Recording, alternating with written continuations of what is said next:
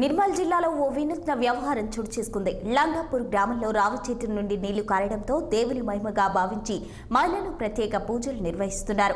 ఈ వింత ఆ నోట ఈ నోట పాకడంతో మహిళలు పెద్ద ఎత్తున రావి చెట్టు వద్దకు చేరుకుని పసుపు కుంకుమ పూలతో పూజలు చేస్తున్నారు.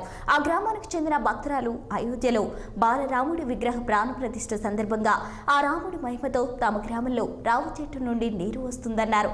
ఈ వింతను చూడడానికి చుట్టుపక్కల గ్రామాల నుండి పెద్ద ఎత్తున ప్రజలు వచ్చి రావి చెట్టును దర్శించుకుంటున్నారని వెల్లడించారు.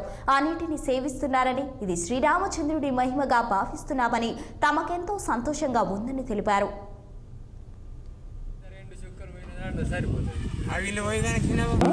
ఇక్కడ అయోధ్యలో బలరాముని విగ్రహ ప్రతిష్టాపన చేసినందుకు మా విలేజ్లో హనుమాన్ టెంపుల్ దగ్గర రావి చెట్టు దగ్గర ఇక్కడ కొమ్మ నుండి వాటర్ రావడం మాకు వింతగా కనిపిస్తుంది. ఈరోజు 11:30 నుంచి మా విలేజ్లో ఇక్కడ రావి చెట్టు కొమ్మ నుంచి వాటర్ చుక్కలు రావడంతో చూసే వరకంటే ఇక్కడ గ్రామ ప్రజలు అందరూ వచ్చి ఇక్కడ పూజలు చేయడము, వాటర్ తాగడము చేయడం జరిగింది.